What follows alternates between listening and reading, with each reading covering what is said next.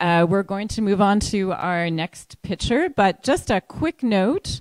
New this year, there will be an audience award for the pictures. So watch and listen carefully, audience. You're going to have a chance to vote for your favorite pitch as well.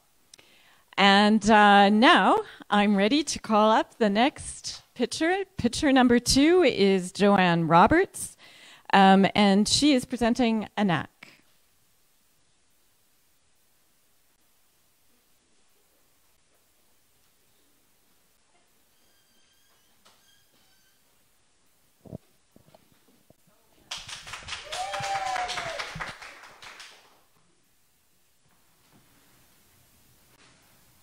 When you look into your mother's eyes, you know that this is the purest love you could find on this earth. But imagine, if you will, a world where that isn't the reality. Imagine a reality where a mother's love is weaponized against you, to be used as a reward and then taken away as punishment, where the person who is supposed to keep you safe from harm is the one causing it. Furthermore, your culture dictates that it is your responsibility as the child to love and protect your mother.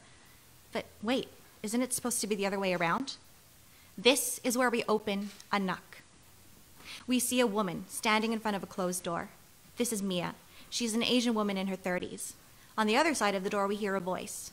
This is Mia's mother, and she's calling her name. The door is the only thing between them, but there is much more than space keeping them apart. Throughout the film, we see key moments of Mia's life. These are flashbacks facilitated by the opening of Mia's door. The first flashback takes us to her childhood, where we see the dynamic of their relationship, bonded through trauma. The second, we see a much older Mia realizing the harsh reality. Their relationship is unhealthy, toxic, and only one of them is willing to seek help. In our finale, we revisit Mia at her door. We see her hand on the doorknob. Hanging in the air is a choice, to give in and open the door, or to walk away.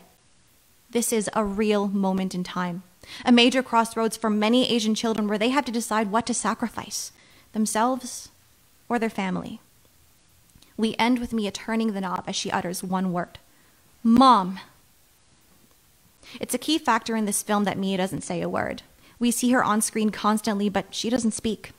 This is representative of the role that she's supposed to play, the obedient child, the one that keeps the secrets. It's not until the final moment of the film that we break her silence. Mom. But what does this mean? When the film fades to black and the credits roll, the audience is left holding their breath. Did she open the door? And then, a more personal question. What would I have done? This film will have its challenges. Writing and executing a film where the protagonist says nothing, yet with her silence says everything. Capturing this specific dynamic on screen will be nothing short of a feat. There is no room to waste a single moment. All of the artists on this team will have to cohesively work together to capture tension like a breath of air and hold it through to the finale. I can do that. I can make this relatable by exploring very broad themes, culture, boundaries, relationships. I can do this because this is my story, and I'm the right person to tell it. And I hope if I get a chance to do so, then the children of this hidden world, children just like me, will find the support they deserve and the strength to speak out about it too. Anak. In Tagalog, anak means child.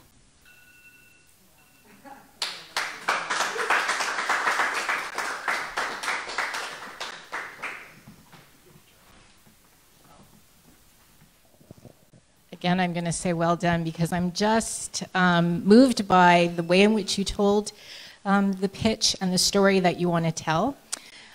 You referenced a film, but there's also a finale that you had spoke about. So just to clarify for me, the genre, is this doc, is this fiction, is it a web series, is it a feature? Just paint a broader picture for me. Yes, my apologies. It's a 5-minute short film, and I envision it in 3 acts. We have the first flashback, the second, and then the finale with the door. Yes. Well done. Yeah, okay, good. Thank you.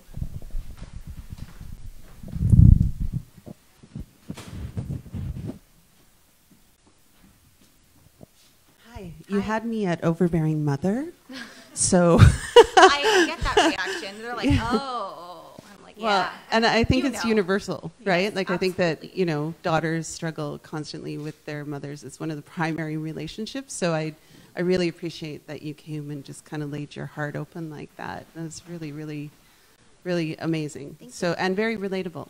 So you're adding culture as well as confronting your mother or Mia's mother. Mm-hmm. How do you see it happening visually? So you talked about not a moment to waste. What is the mood that you're looking for? What do we see? It's a little bit experimental. I don't want to say that it's so positive or so negative. It's somewhere in that black space, gray space in between, where this relationship could be misconstrued as unhealthy, or it could be misconstrued as something very positive. So I believe in Asian dynamics because we have such a secretive culture that we don't speak to outsiders. So outsiders looking in can completely see it in a different light than what we experience it personally. So I really want to play with that gray area of, is this something that is completely understood and very universal, or is there a secretive element in play here? I think you could have a lot of fun with, props and sets and like plastic covered furniture. Yeah. And, like all those, like I think it could be a lot of fun. Great pitch. So many. Thank you so much.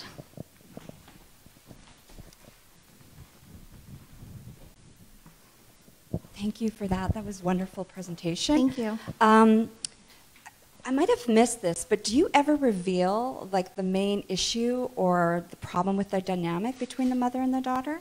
It'll be mostly in the first flashback where we see the dynamic of their relationship. Okay. Again, it's a little bit of a gray area where some people watching it may or may not understand, and I'm hoping by the end of the film that they do understand that this dynamic is very specific and it's very unhealthy. Okay. Yeah, so I'm hoping that it'll come through. And just a quick production question. So do you have, like, are you going to be in it? Like, you seem pretty dynamic yourself. Like, are you starring in it? No, I have this thing where I don't want to be behind the camera and in front of it at the same time. I want to make sure that the story is done properly. I also really want to connect with other artists who identify as emerging and people of color. I think it's really important, especially for an Asian film right now, to be shown and broadcast. So I would love to do just a search for a wonderful Asian actress to fill this role. And do you have production staff in mind? Like, have you lined up anybody? I do. I've approached a couple people. I would like to work with a couple friends of mine from the Ordinary Film Co. Yeah. So they'll be my DOP and AC. I have a hair and makeup artist lined up and a set deck and production artist as well. But mostly I want to look for people and grow my inner circle. And what do you see as maybe the biggest hurdle you might face in filming this? I believe that looking for our actors is going to be a big hurdle, just because I mean, our main character doesn't speak, so finding an actress that can pull that off internally. I envision Mia as an adult, but also our like little child Mia, who also needs to take on this heavy responsibility of showcasing this dynamic. Also, perhaps reaching out to other artists that'll be on the production team. I think that it's a little bit difficult finding people who identify as emerging and people of color, just because we don't necessarily use the traditional avenues of casting. So that might prove to be a hurdle, but I'm really confident that I have a lot of resources I can pull. Okay, and I have 1 minute. Why does this story speak to you so much? Why, like, where's the impetus of this story for you? It's biographical in nature, and when I was growing up, it was, I couldn't speak about it lest I be ostracized from my entire family. And as I have been on a journey towards, improving my mental health, I've realize that people that are very close to me also experience a dynamic that's similar. Some people have the same background as I do. Some people have a completely different cultural background. So for me, it's this unspoken issue, but it's very prevalent in so many homes right now. And I just have this deep sense of obligation to speak out for people, so people struggling know that they're not alone. Thank you so much. That was wonderful. Thank you very much. Thank you.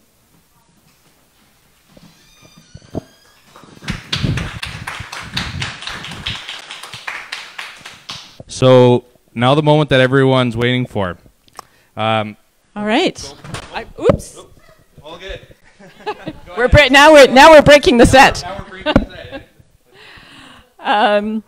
So thank you. Congratulations to the Audience Award winners. Thank you, Mike. And now we are going to do, Mike and I are going to get coordinated and do the big reveal. Yes. So the winner of the 9th annual RBC 10,000 Emerging Filmmaker Pitch Competition, streaming live from the Gimli Film Festival, is Joanne Roberts. With a note.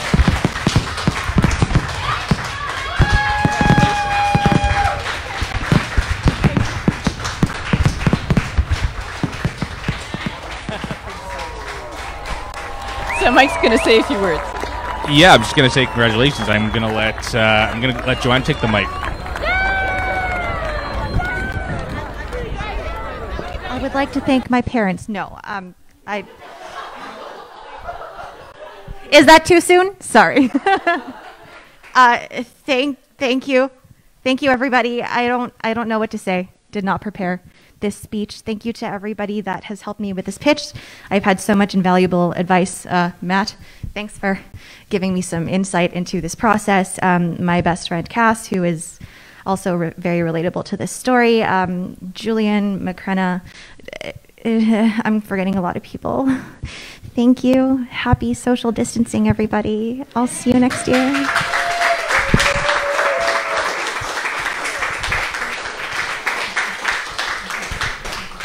Please take this away from me. Hi, Andrew. Congratulations, Joanne. I'm going to invite Andrew Luchichin up now to say a few words on behalf of William F. White. Surprise. How come Andrew gets to get out of talking? Just congratulations for all your hard work, and here you go. Thank you.